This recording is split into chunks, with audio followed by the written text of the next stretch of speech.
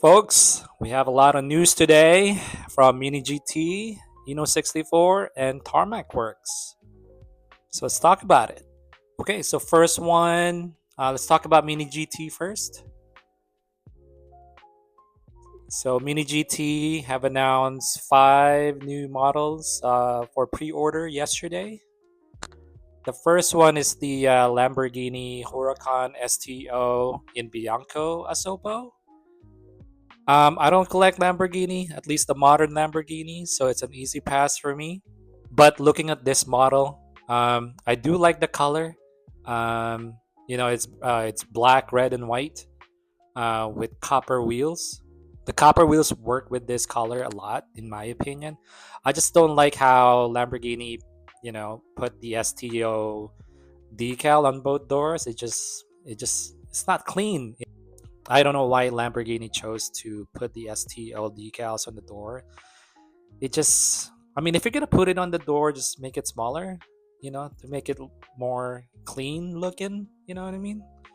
The next one that they've announced is the Nissan LB Super Silhouette S15. This is the number 555 car.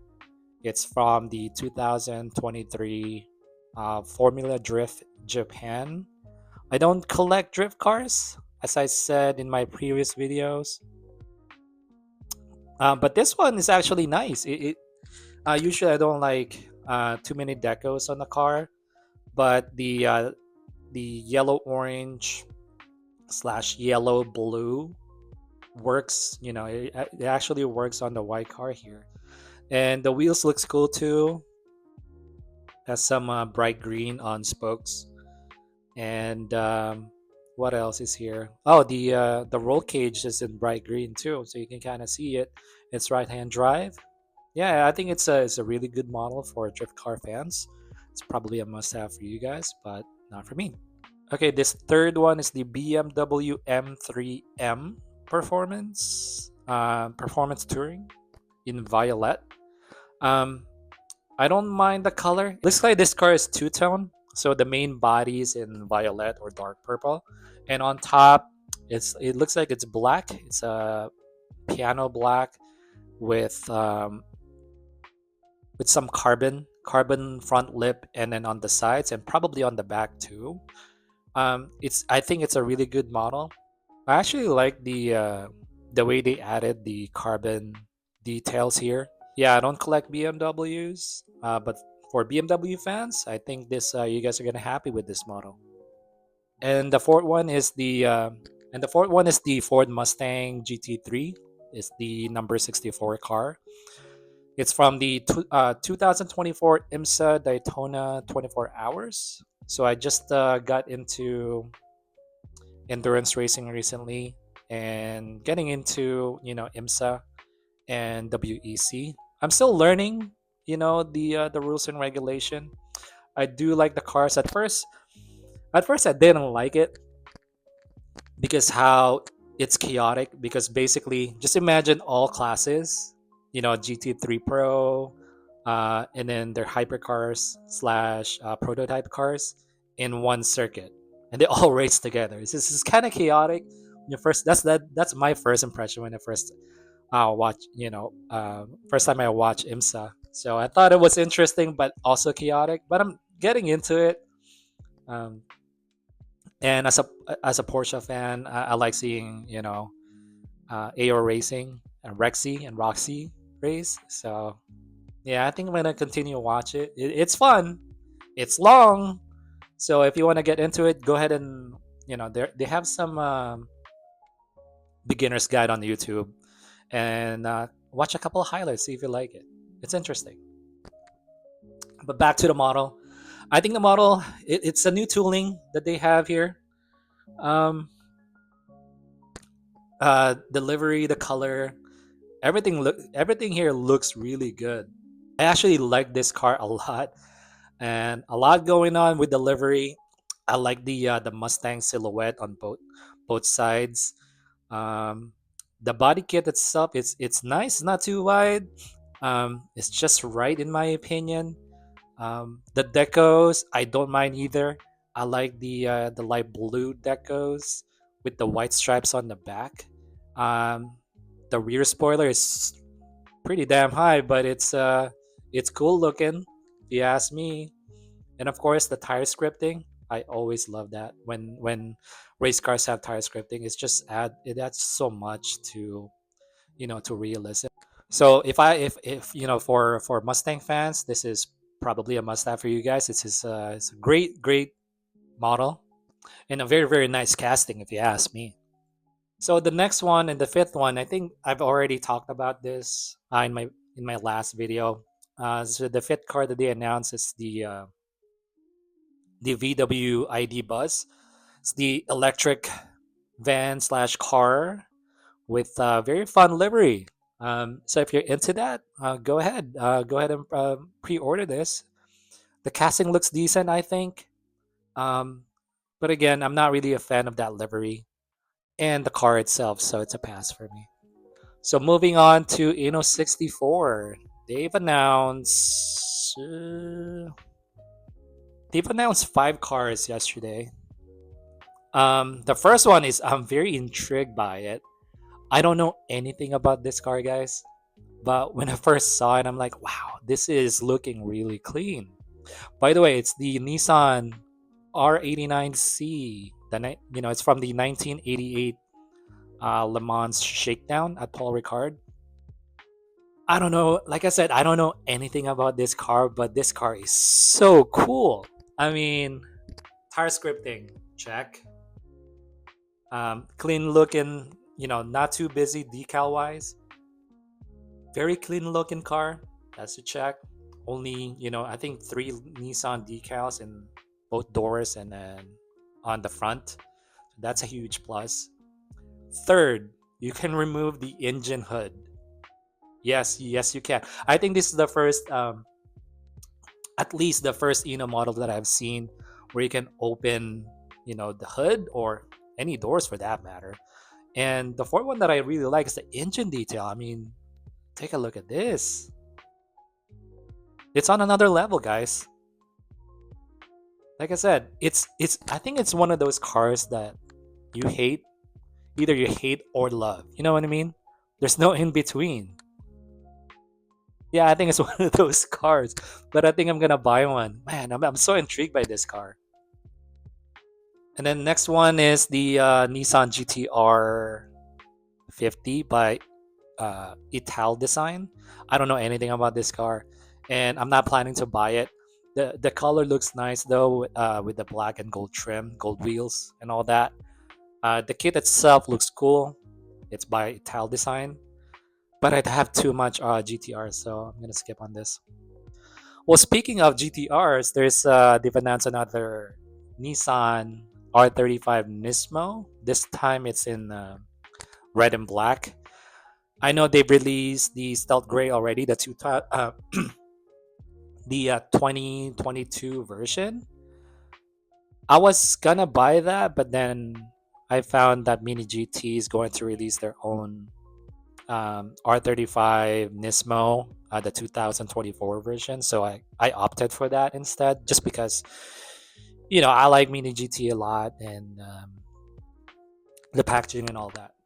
So that's why I skipped the Silk Gray by But this one I'm going to skip this again because, like I said, I already pre-ordered the Mini GT one.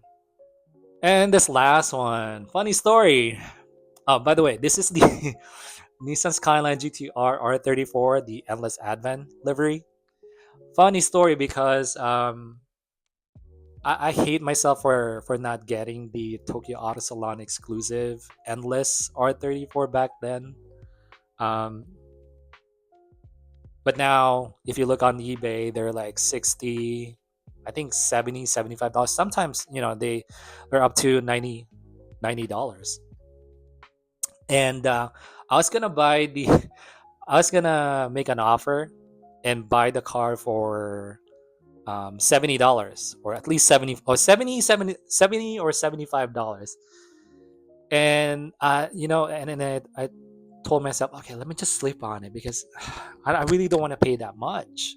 And then the day after, which was yesterday, Inno64 announced this car. I mean, there's some slight differences, right? Livery wise, but it's essentially the same car. And I'm gonna get this for a fraction of a price. I mean, compared to the Tokyo Auto Salon version that I was going to pay $75 for. So when I saw this yesterday, I pre-ordered right away and locked in that price. And it's actually even better if you ask me, because this car was actually from the Super Taikyu race itself. It's the winner and back in 2002, if I'm not mistaken. So, so I'm so glad that re-released this car. So definitely a must-have for me. This next one is the Toyota AE 8611, the Pandem wide body. This one I'm not really a big fan of. With Pandem kits, I'm very selective. I'm not planning to buy any AE86 at this moment. I already have one and I'm not planning to get any more. So it's a skip for me. And this last one, I don't know if they announced this yesterday, but maybe sometime this week. Um, Nissan Skyline GT-R R33, mine's version in Sonic Silver. I have the white version in 43rd scale, so I'm not gonna buy this.